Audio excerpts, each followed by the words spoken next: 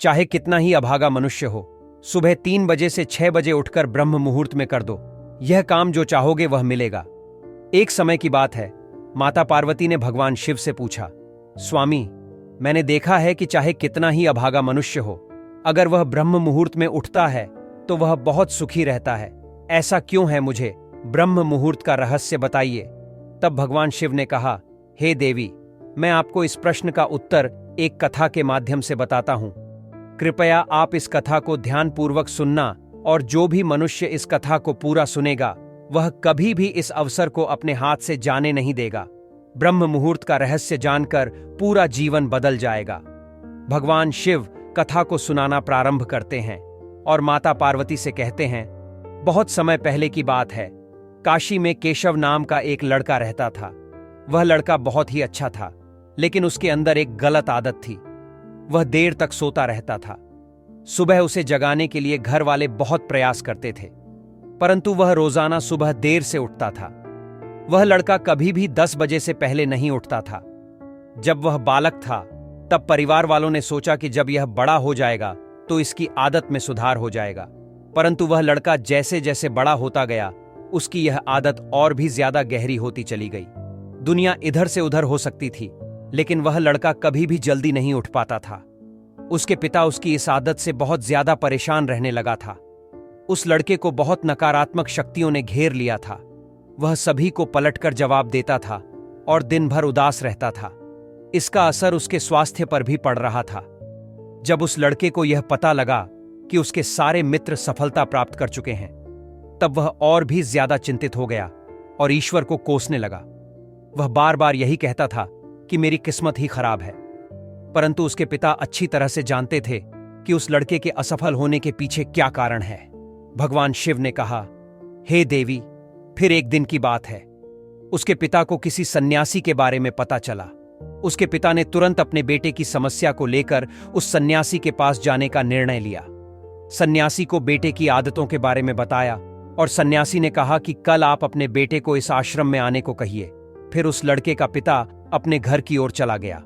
उसे पता था कि अगर वह सीधे तरीके से अपने बेटे को सन्यासी से मिलने के लिए कहेगा तो वह कभी तैयार नहीं होगा। उसने अपने बेटे को अपने पास बुलाया और कहा, तुम्हारे सारे मित्र जीवन में सफलता प्राप्त कर चुके हैं, क्या तुम सफल नहीं होना चाहते हो? लड़के ने उत्तर दिया कि जरूर पिताजी, परंतु जब भी मैं अपने मित्रों से उनकी सफलता का रहस्य पूछता हूं तो वह मुझे कुछ नहीं बताते हैं। भगवान शिव ने कहा, हे देवी। फिर उसके पिता ने कहा कि मुझे यह रहस्य पता चल गया है कि वह सभी क्यों सफल होते जा रहे हैं। तब उस लड़के ने बड़ी उत्सुकता से पूछा, क्या पता चल गया है? पिताजी, कृपया करके आप मुझे बताइए। उसके पिता ने कहा कि कल सुबह तुम्हें एक सन्यासी के आश्रम में जाकर उनसे मिलना है। यदि तुम वहां पर समय से पहुंच गए तो वह सन्यासी तुम्हें ऐसा मंत्र बताएंगे जिससे तुम सफल हो जाओगे, परंतु एक समस्या है।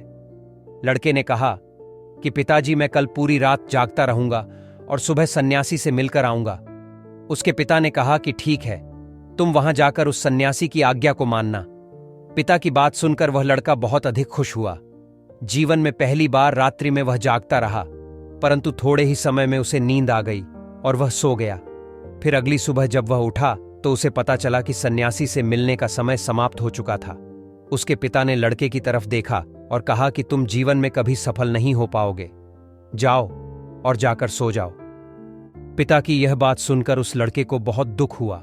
उसने मन ही मन स्वयं को चुनौती दी कि कल सुबह वह सन्यासी से मिलने अवश्य जाएगा। उसने अपने पैर में एक छोटा सा घाव बना लिया, जिससे दर्द के कारण उसे रात भर नींद नहीं आई। भगवान शिव ने कहा, हे देवी, यह ऐसा पहला अवसर था जब उसने अपने जीवन में पहली बार सूर्योदय देखा था। वह तुरंत ही तैयार होकर सन्यासी से मिलने के लिए चला गया। आज उसका अनुभव कुछ अलग ही था। वह बेहद शांत महसूस कर रहा था। चलते चलते वह लड़का जैसे ही सन्यासी के आश्रम में पहुंचा तो वहां पर उसने देखा कि सन्यासी और उसके सभी शिष्य ध्यान लगाकर बैठे हुए थे।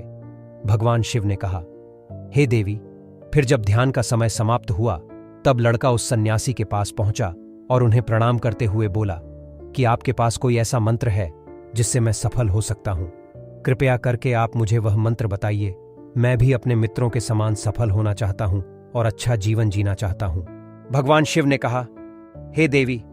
फिर सन्यासी मुस्कुराए और बोले, अच्छा, तो तुम वही बालक हो जिसके पिताजी मुझसे मिलने आए थे और उन्होंने तुम्हारे विषय में मुझे सब कुछ बता दिया था। मैं तुम्हें वह मंत्र अवश्य बता देता, परंतु अब लड़के ने जैसे ही परंतु शब्द सुना तो लड़का घबरा गया। उसने पूछा, परंतु क्या गुरुदेव? तब सन्यासी बोला, मैं तुम्हें वह मंत्र बताऊंगा, परंतु अगले 21 दिनों तक तुम्हें मेरी आज्ञा माननी होगी। मैं तुम्हें वह मंत्र 21 दिनों के बाद बताऊंगा। तब तक मैं तुमसे जो भी कार्य कहूंगा तुम्हें वह करना होगा। यदि तुम असफल हुए या कार्य के बीच में तुम्हारा संकल्प टूट गया तो उस मंत्र का असर नहीं होगा। दृढ़ निश्चय के साथ उस लड़के ने कहा कि मुझे आपकी सारी आज्ञा स्वीकार है। मैं अगले 21 दिनों के लिए आपका दास हूं।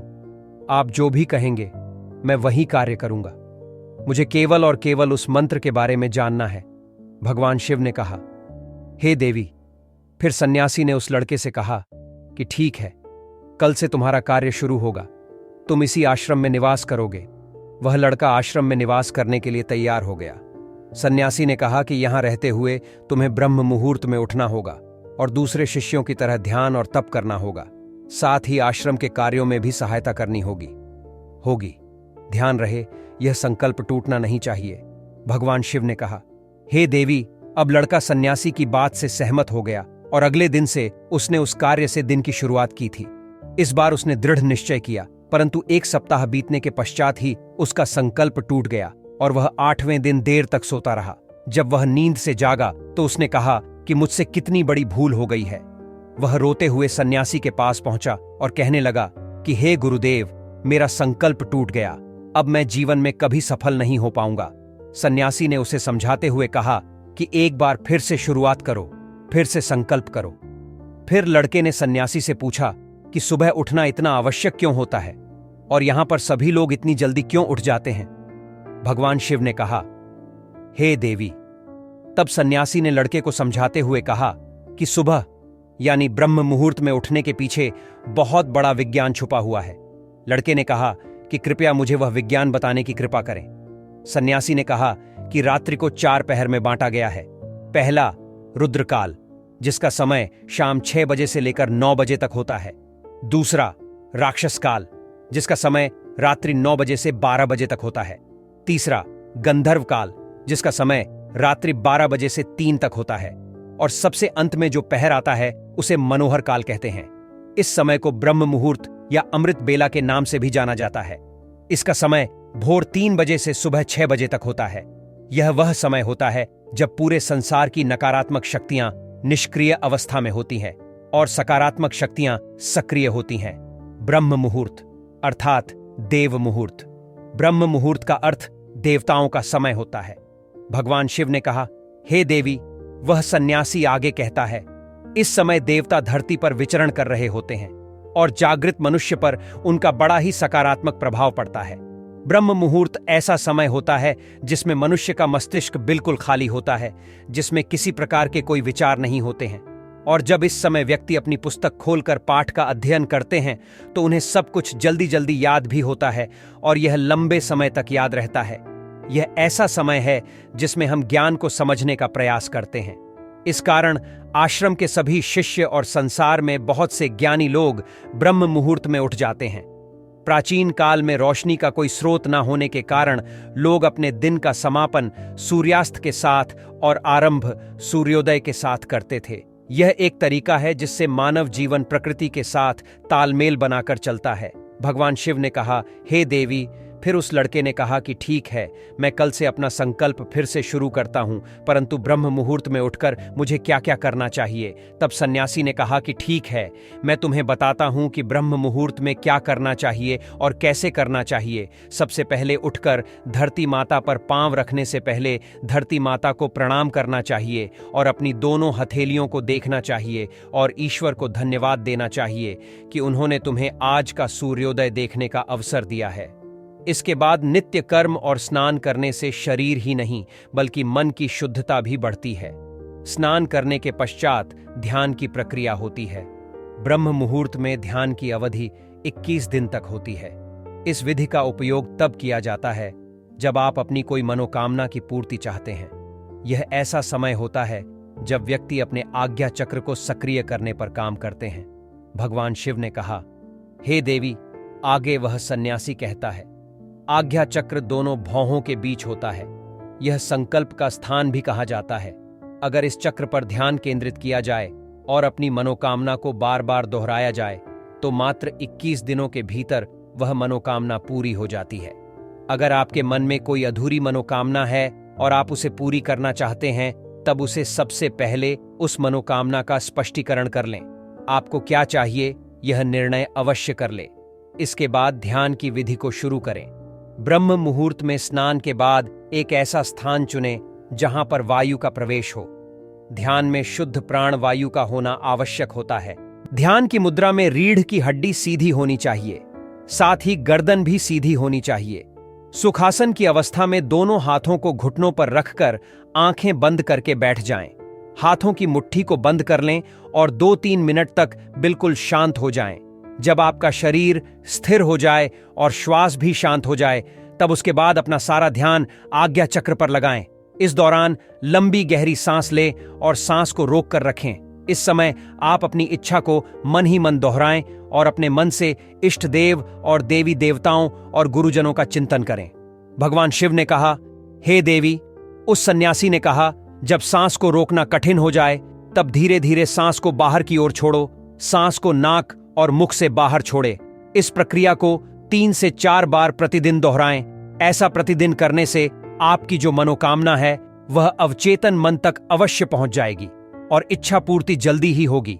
आज्ञा चक्र सक्रिय होता है और हमारी आज्ञा को पूरा करता है। सांस को रोककर रखने के दौरान शरीर में आपातकाल की स्थिति हो जाती है, जिससे कि आप बेकार की बातें सोचने और विचार करने से बचते हैं। ब्रह्म मुहूर्त के समय ईश्वर की विशेष कृपा होती है और कोई भी व्यक्ति अपनी मनोकामना को इस समय दोहराता है तो उसकी इच्छा जल्द से जल्द पूरी होती है। भगवान शिव ने कहा, हे देवी, इस प्रकार सन्यासी ने उस लड़के को ब्रह्म मुहूर्त का महत्व बताया। अगले 21 दिनों तक उस लड़के ने बड़े ही मन के साथ इस प्रक्रिया को अपनाया। अब वह बहुत ही ज्यादा अनुशासित और शांत स्वभाव का बन चुका था। उस लड़के ने जैसे ही अपना संकल्प पूरा कर लिया, उसके बाद वह लड़का बड़े ही प्रसन्न भाव से सन्यासी के पास पहुंचा और कहने लगा, हे गुरुदेव, मैंने 21 दिनों का संकल्प पूरा कर लिया है। अब कृपया मुझे सफल होने का मंत्र बताइए। तब उस सन्यासी ने मुस्कुराते हुए कहा कि पिछले 21 दिनों से जो अभ्यास तुम करते आए हो वही तुम्हारी सफलता का मंत्र है। जो व्यक्ति ब्रह्म मुहूर्त में उठकर ध्यान प्रक्रिया को सही से करते हैं वह जीवन में कभी असफल नहीं हो सकते। तुम्हें ब्रह्म मुहूर्त का रहस्य पता चल चुका है। अब तुम इसे अपने जीवन में उतारो। तुम्हें अपने जीवन में लक्ष्य और सफलता दोनों प्राप्त होंगे।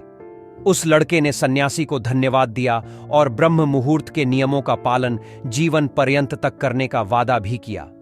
भगवान शिव ने कहा, हे देवी, अब आपको अपने प्रश्नों का उत्तर मिल गया होगा कि ब्रह्म मुहूर्त क्या होता है। तब माता पार्वती ने कहा, हे स्वामी, अब मुझे ब्रह्म मुहूर्त का संपूर्ण ज्ञान हो गया है। दोस्तों, आपको आज की कथा कैसी लगी हमें कमेंट करके अवश्य बताएं और कथा अच्छी लगी है तो वीडियो को लाइक और चैनल को सब्सक्राइब अवश्य करें।